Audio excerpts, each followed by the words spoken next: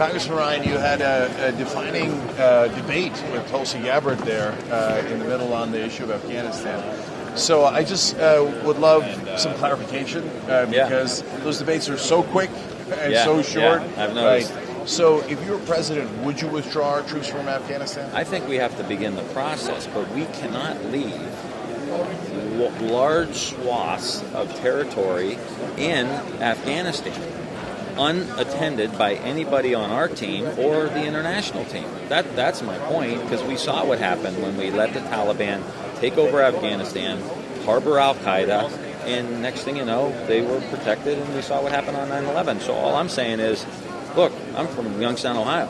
I don't want our troops being there any more than anybody else.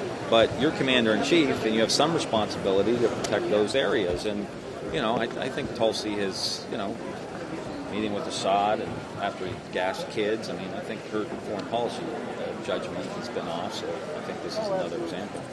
So we have been there for 18 years. So is there a time where you would call it up and say, it's enough that we've been in Afghanistan? Because the Taliban doesn't look like it's going anywhere. Well, I think we figure out what that long-term solution is. And it's got to be international, which is why, Cenk, we can't have... Now we're out of the Iran deal. Now they're shooting down drones. So now we got to get re-engaged over there. Now they're selling arms to Saudi Arabia, which is just going to continue to flare up the issue that we have in Yemen. Because now we're really getting spread too thin. All the while, what I've been talking about is what China's doing. They're coming after us economically, with their plans. The Belt Road Initiative, China 2025, about they're dominating 5G. They're running circles around us. They've got this issue. This president's starting all these fires. I'm not saying we've got to have 14,000 troops necessarily in Afghanistan. We do have to have some presence there to make sure that doesn't happen. It can be an international coalition, but Tulsi wants to leave it wide open, and I'm not for that. Do you think we should stop our aid of Saudi Arabia and Yemen? Yeah, I mean, well, I think we need to aid humanitarian aid in Yemen. We have 2 million kids and millions of other people. But again, now we've got a flare-up with Iran. Iran's funding the Houthi opposition in Yemen, and so now they're going to be less inclined to sit down for some peace deal. Not that we were anywhere close anyway, but they're going to be less inclined now because we're closely tied to Saudi Arabia through President Trump and Jared Kushner, and Saudi Arabia is funding the Yemen government. So now it's an even bigger mess. So yeah, I don't think we should be giving arms to Saudi Arabia. Yeah.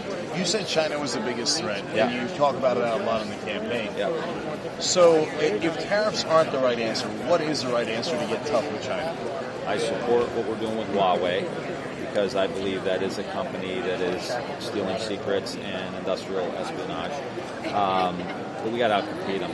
I mean, I think the only way is to just pump resources and public-private partnerships around dominating electric vehicles, around dominating solar, around dominating wind.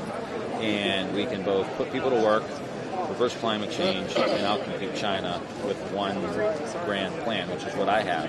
One of the bills I have that I'm going to push is to create a chief manufacturing officer that will drive those policies. Right now, China controls 40 to 50% of the electric vehicle market, 60% of the solar market, and runs circles around us in 5G. We need to dominate those markets, and that would be my plan. Just let's outcompete them. Yeah. Now, you mentioned the GM bailouts, and then they went to Mexico anyway. Yeah, how about that? Yeah, and so that's deeply frustrating for everyone involved. But how do you stop that? Would you have put conditions on the bailout? What would you have done? Because they're going to want to maximize profits. So if they think they can do that by going to Mexico, they naturally will.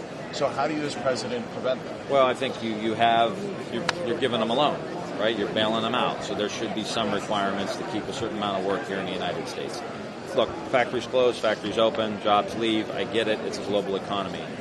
I blame President Trump. I mean, he didn't create all these problems, but we need an industrial policy. So, yeah, okay, if General Motors is moving around and they've got to open a factory in Mexico, if we're starting to build millions, there's going to be 30 million electric vehicles in the next 10 years. If we build 15 million of them, say we control 50% of the market, we can fill these factories that have lost. But we don't have an industrial policy saying, okay, how do we dominate that market? If I'm president, you're going to have a president saying, we're going to dominate this market. We're going to have the Department of Energy, Department of Transportation, venture capital, investors, business community. how do we dominate this market? And then you're going to start filling those factories with the industries of the future. So you can't stop everybody from leaving, but a real country that has a whole-of-government approach, like Germany does, like China does, as those industries drop off and maybe they move to other low-cost centers, we're coming with a robust program around the high-end manufacturing that people can make $40, $50 an hour on. Joe Biden was famous in 2012 for the phrase that he kept saying over and over again: "We killed Bin Laden and saved GM." Yeah. But do you think that he wasn't tough enough on GM when they gave the bailouts? Yeah, I think so. I mean, I don't think anybody was. The reality of it is we're trying to save the auto industry, and it's the fog of war. And we learned that lesson. But hopefully we can do better. Hopefully we don't have to do better. But I think this industrial policy would be a big answer to that.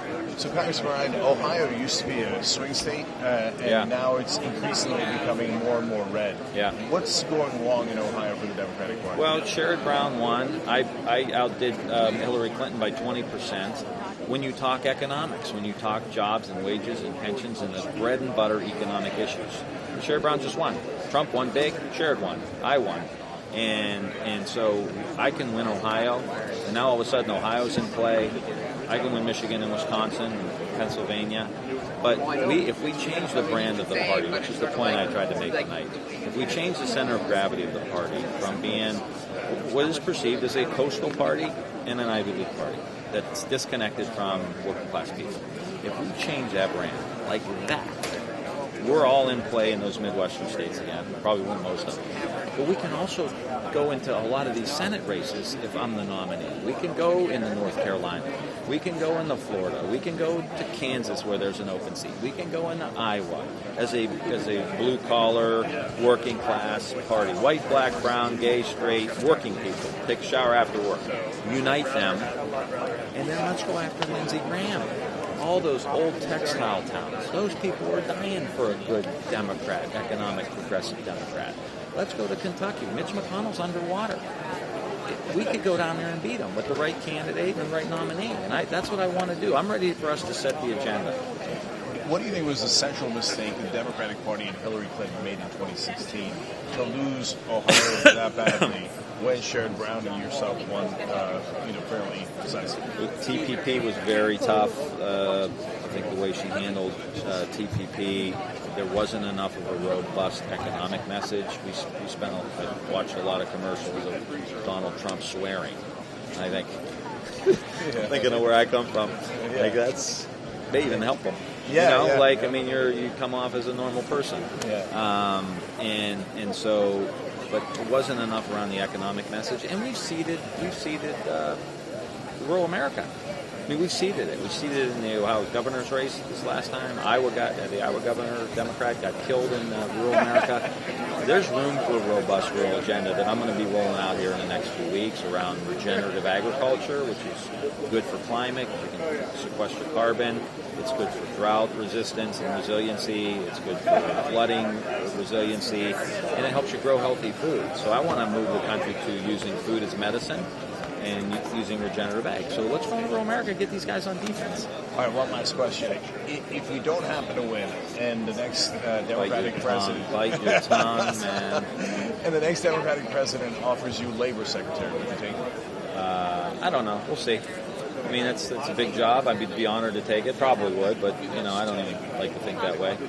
I'm moving up in Congress. I've got a lot of seniority now, and I got a young family, kids still in high school. All those things that no one really thinks about. So we'll see. But I'll be on the team. I mean, there's no doubt about that. We got to get rid of Trump. All right. Yeah. Thank you. Thank you. Appreciate it, Cenk.